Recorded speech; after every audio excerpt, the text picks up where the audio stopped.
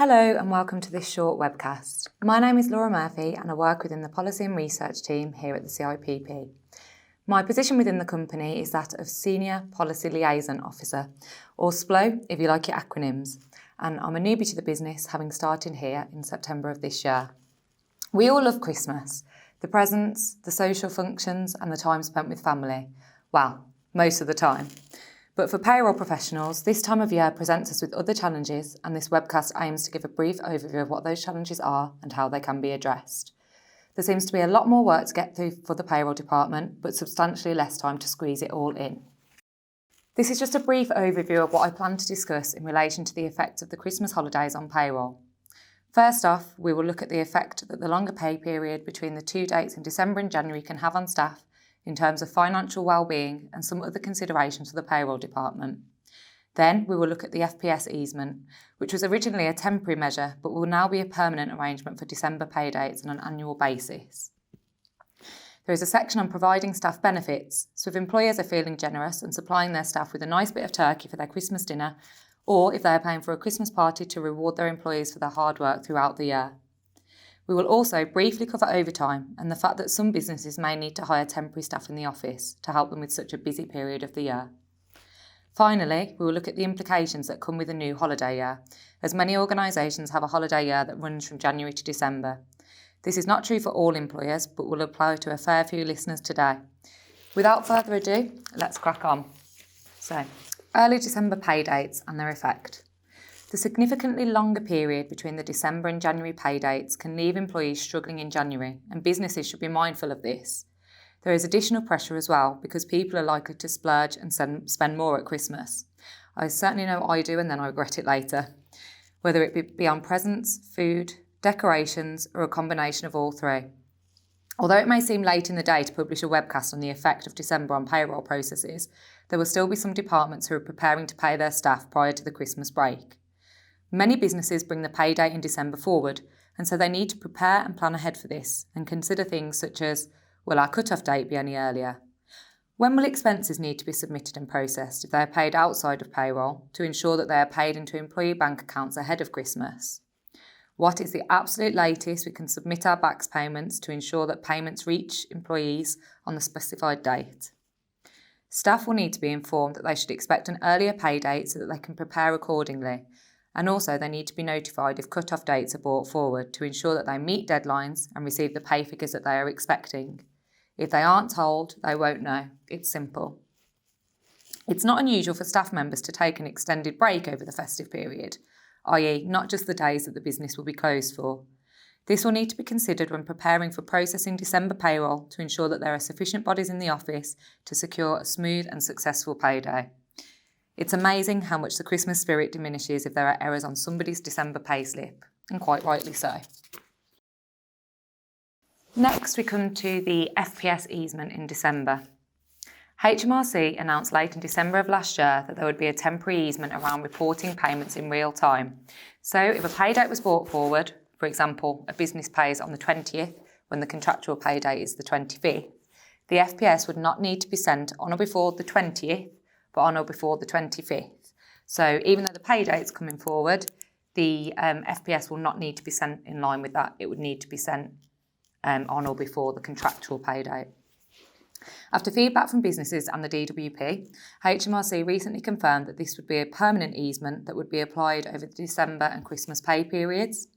This applies to December pay dates only, and if pay dates are brought forward for whatever reason in another month, for example, the pay date falls on a bank holiday, so needs to be paid early, the FPS would need to be submitted on or before the date that staff got paid and not the contractual pay date. So this easement applies to December only. That's crucial to remember to avoid getting any penalties from HMRC in other months.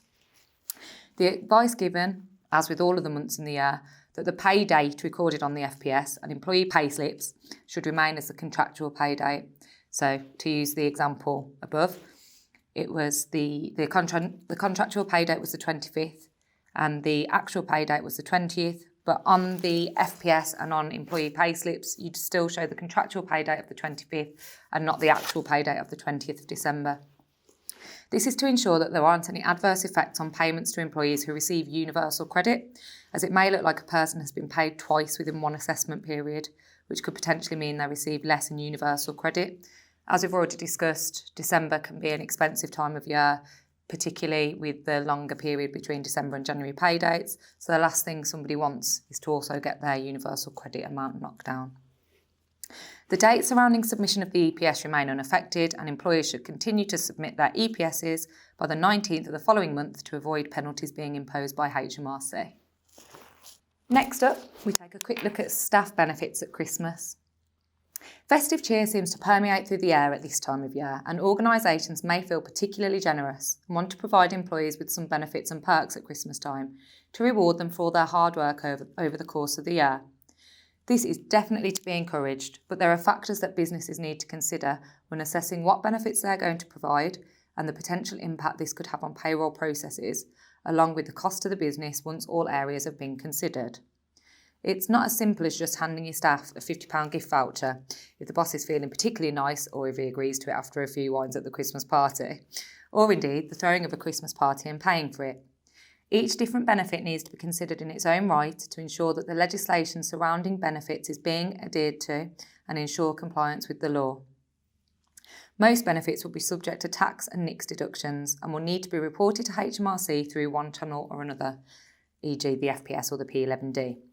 However, there are some benefits that are classed as trivial. The 4 criteria that a benefit must meet for it to be classed as trivial are listed above. So that it must cost the business £50 or less to provide, it's not cash or a cash voucher, it's not a reward for work or performance, and it's not specified in terms of contract. It becomes quite apparent when looking at the criteria that most benefits are going to have implications for payroll, as many may meet 1 or 2 of the requirements, but it's essential that all 4 points are applicable to the benefit you are providing in order for it to be deemed trivial. The December edition of the Employer Bulletin contains some invaluable guidance on the topic of trivial benefits, and so it would be advisable to give it a read. Okay, so there are options that can help with the increased workload in December, but again, they have their own considerations. So Christmas is absolutely amazing, but there is no denying that it is one of the busiest times of the year. Employers can offer staff members the option of working time, which they do not have to agree to. Employers do not have to pay employees for overtime, but the average pay for the total hours worked must not fall below the national minimum wage. If an employer states that the expectation to complete overtime is considered within your benefit package, then they may not pay for any overtime.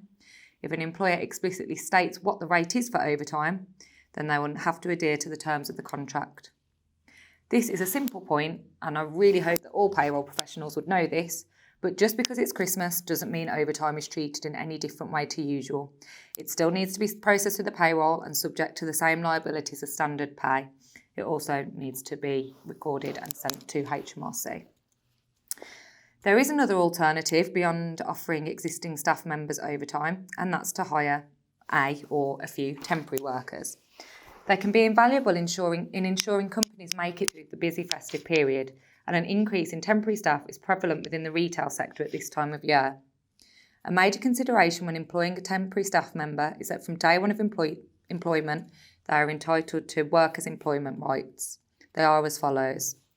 So, getting the national minimum wage, protection against unlawful deductions from wages, the statutory minimum level of paid holiday, the statutory minimum length of rest breaks, to not work more than 48 hours on average per week or to opt out of this right if they choose, protection against unlawful discrimination, protection for whistleblowing, so reporting wrongdoing in the workplace, and to not be treated less favourably if they work part-time.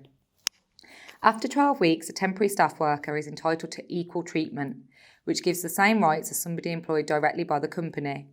This is a consideration that employers should remember when hiring and retaining temporary members of staff.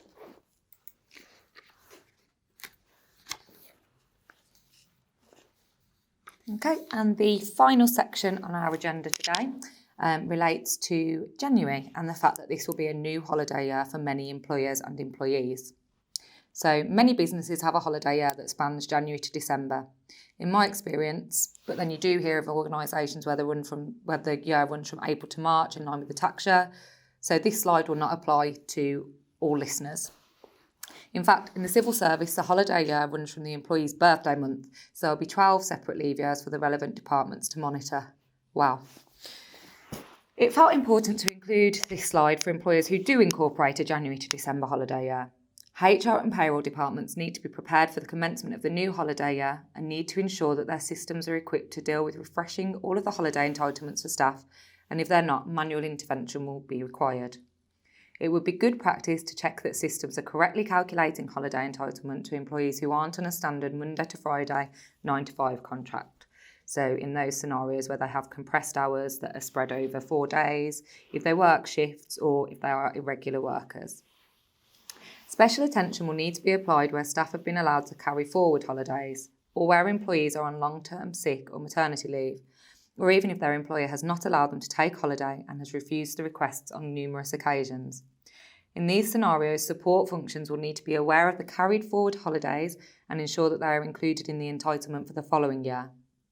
As stated, some employees are given permission to carry holiday allowance forward, but in the other scenarios, the employees are entitled to carry holiday forward regardless of what their employer says. The statutory entitlement remains at 5.6 weeks or 28 days and is prorated for employees who don't work on the full-time Monday to Friday 9 to 5 basis. So, all that remains for me to say is thank you for watching this webcast, and the CIPP wishes you all a happy, healthy Christmas and a very Merry New Year. We cannot wait to see you all for more payroll adventures in 2020.